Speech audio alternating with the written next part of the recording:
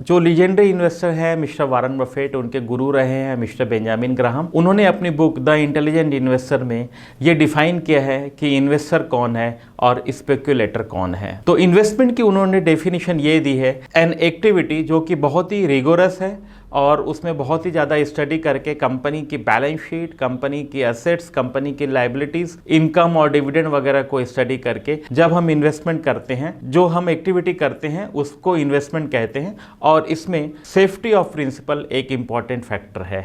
दूसरी जो activity speculation की जो एक्टिविटी है, उसके लिए वो कहते हैं कि इसमें इन्वेस्टर जो होता है या जो पैसा डालने वाला होता है वह सिर्फ प्राइस के अप्स एंड डाउन्स को देख करके इन्वेस्ट करता है, न कि कंपनी के फंडामेंटल्स को। तो उसे हम स्पेक्युलेटर कहते हैं और हिंदी में हम उसे सट्टेबाजी कहते हैं। मिस्टर बेंजामिन ग्राहम के हिसाब से स्पेक्युलेशन की एक्टिविटी में पूरा जोर प्राइस पे ही होता है कि हमने कोई शेयर 100 रुपये में खरीद लिया और ये उम्मीद करते हैं कि कोई ऐसा व्यक्ति आएगा जो हमसे उसे ज़्यादा पैसे में खरीद लेगा।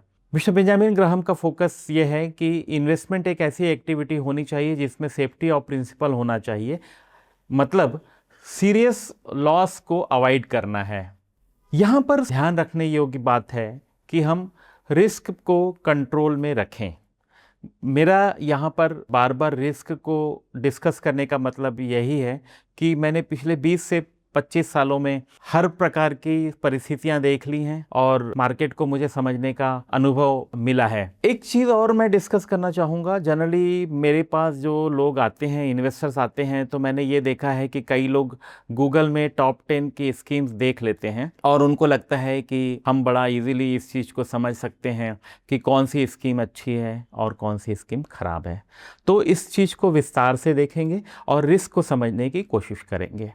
यहाँ पर स्क्रीन में आपके सामने दो तरह की स्कीम्स का परफॉर्मेंस दिया गया है। एक स्कीम ए है और एक स्कीम बी है। तो पहली जो स्कीम है, स्कीम ए है, उसके रिटर्न्स देखें तो पहले साल उसने 40% पॉजिटिव रिटर्न दिया है, दूसरे साल 50% पॉजिटिव रिटर्न दिया है, तीसरे साल -60% रिटर्न दिया है और चौथे साल पॉजिटिव 65% रिटर्न दिया है।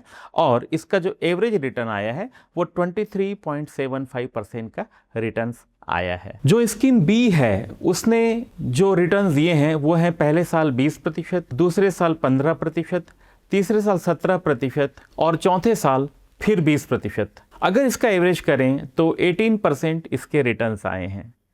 तो गूगल में टॉप 10 स्कीम जब देखते हैं तो हमको हमेशा कौन सी स्कीम हम चुनेंगे? स्कीम ए। कोई भी व्यक्ति स्कीम ए को चुनेगा कि उसने ज़्यादा रिटर्न दिए हैं, लगभग 4-4.5% एक्स्ट्रा रिटर्न दे दिए हैं, तो ऑब्वियसली स्कीम ए हर व्यक्ति सेलेक्ट करेगा। लेकिन अगर देखें कि पिछले 4 सालों में अगर किसी ने 100 रुपीज़ दोनों स्कीम्स में इन्वेस्ट किया होता तो पहली वाली स्कीम में 100 रुपया बढ़ करके 138 रुपया 60 पैसा मीन्स 138 रुपीज़ 0.60 हो गया है। वहीं अगर स्कीम बी में किसी ने 4 साल पहले 100 रुपीज़ लगाए होते तो कम रिटर्न्स आने के बावजूद उस स्कीम में 193.75 रुपीज़ हो गए हैं।